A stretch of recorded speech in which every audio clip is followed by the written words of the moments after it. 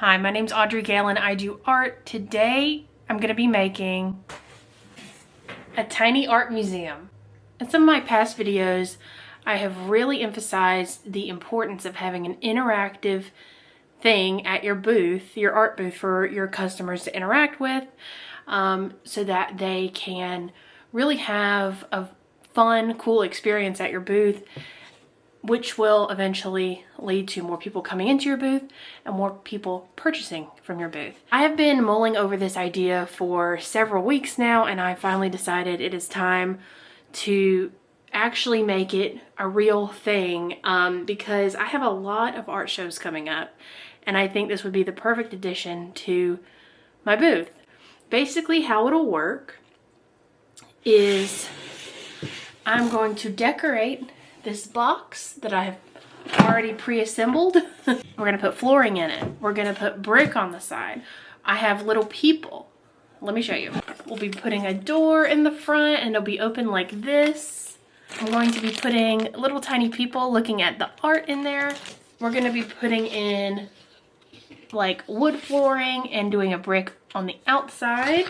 I'm gonna be painting the walls white like a real art gallery. I have little tiny easels to put things on, but I'm also going to be sticking things onto the wall.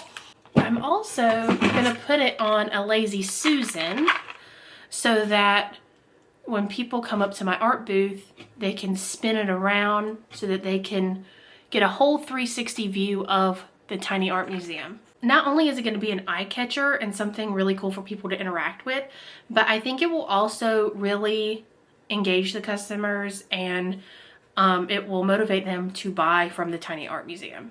I already sell tiny art and it's been doing pretty well. I've been doing it on little easels and just by themselves, but I think adding an element like this is really gonna make people want to buy from it. And it's just really cool and cute. So I got all of this stuff from Amazon. I already pre-assembled this box, which was really easy to do. And I'm gonna be painting the inside walls white first. I'm also leaving this part open because I'm going to use a Dremel later to cut open the door. That's where my door is going to fit in so that the doors can actually open so you can see inside. So let's get it painting.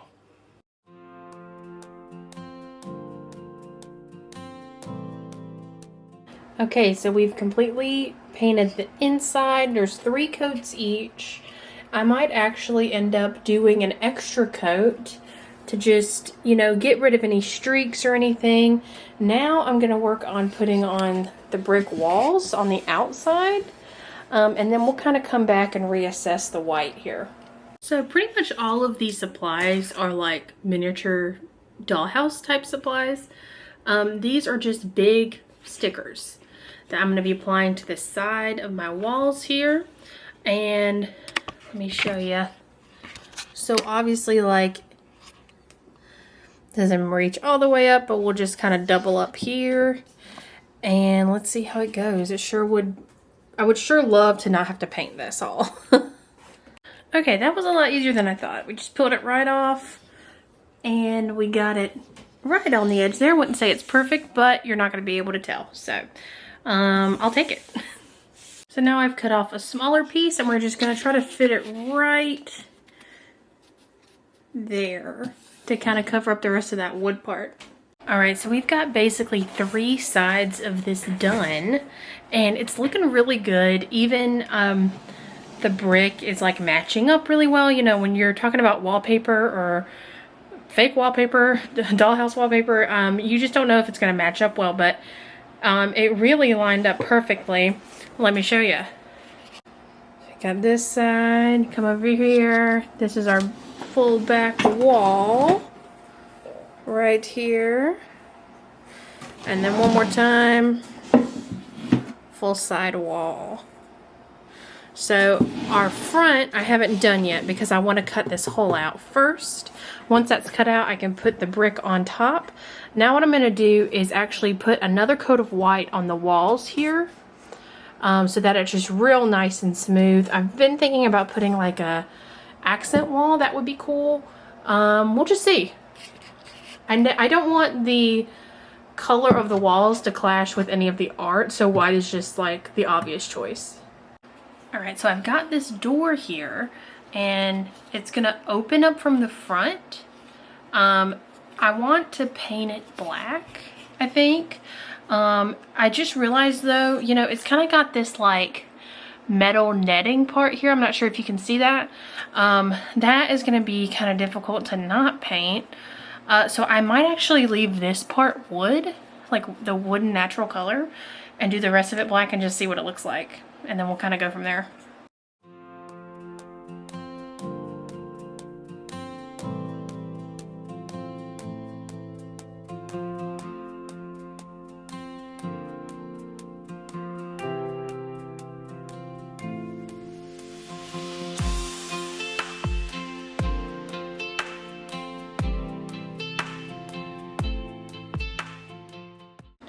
Okay, so I'm actually really liking how the door looks with like the natural wood here and the blacks. I think I'm gonna keep it like that. Actually gonna wait for a minute until my husband gets home. He's gonna help me with using a Dremel. I'm gonna let him do that because he's much better at those things than I am and I don't want to screw it up. He's gonna help me cut this rectangle in the front so I can slide that front door in, and then I'll be able to put on the remainder of the brick and the vinyl flooring, and then it's almost done. It's just about getting the little people in there and the tiny artwork.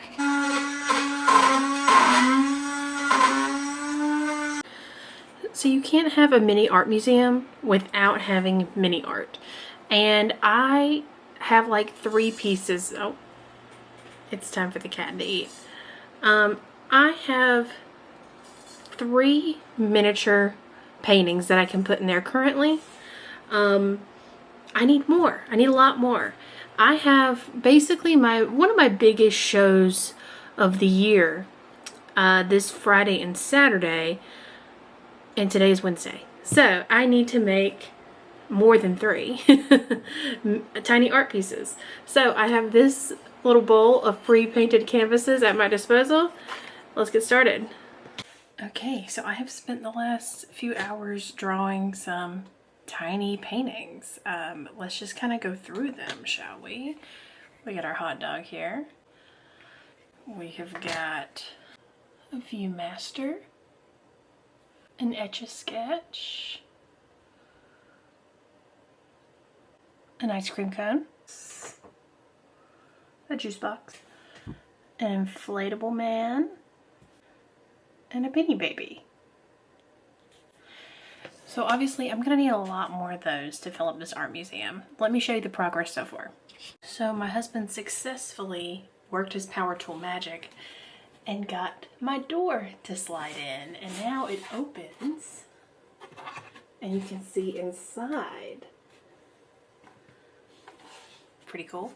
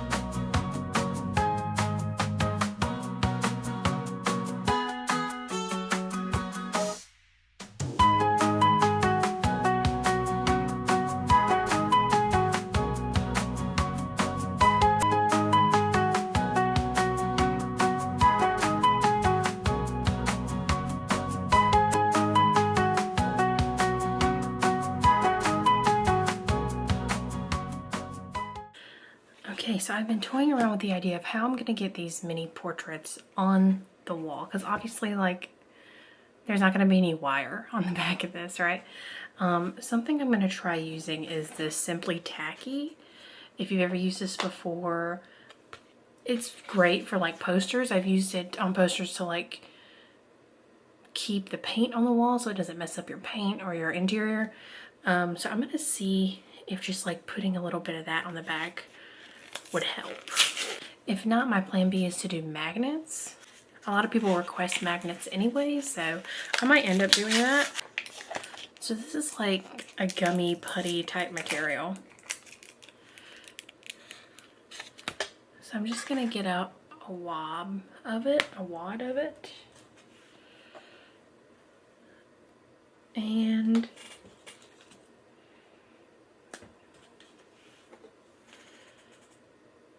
let's see, I'm just gonna kind of like sandwich it up against the white wall. Let's see what happens. Okay, so this actually works pretty well. I'm not sure how it's gonna do with like weather and going back and forth. I'm just gonna try to take it right off and see what happens. So if somebody were to purchase this, I'd just take it right off the wall. And as you can see, there's nothing left there. And I just take my wad right off. And there's nothing left on the canvas either, really. So I think that'll be a good option for this.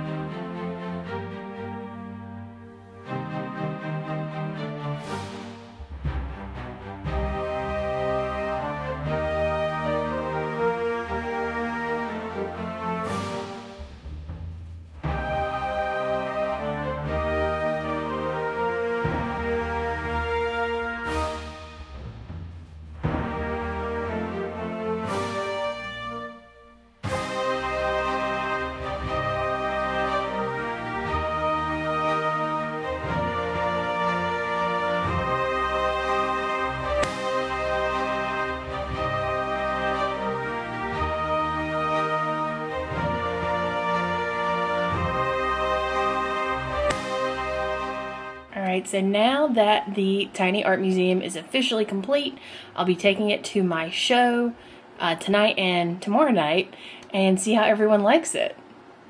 Hi, it's now been a couple weeks since my event where I first unveiled the Tiny Art Museum, and I just wanted to give you a little bit of an update on how that went.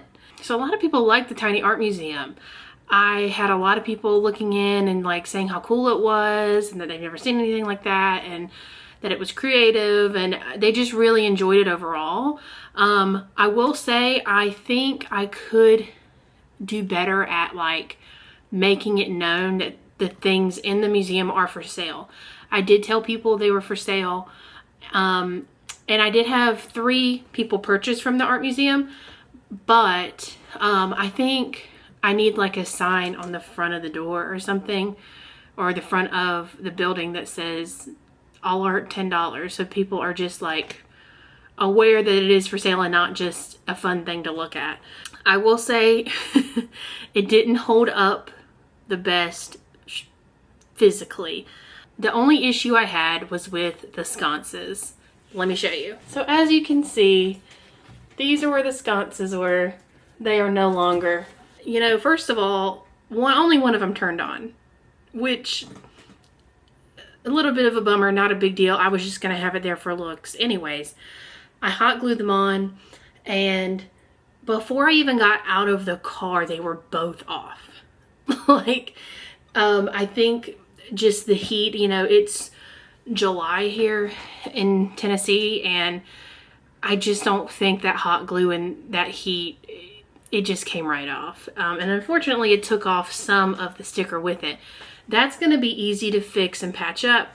Otherwise, everything stayed together really well. I'm really proud of the response of the Tiny Art Museum.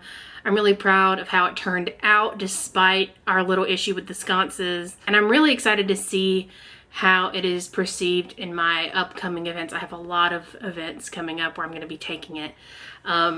It's just so much fun. I love doing tiny art, and I just think that it's so fun, and this is just such a fun and cool way to present that art. I think it really creates like a full experience that's unique from other vendors when people purchase that tiny art.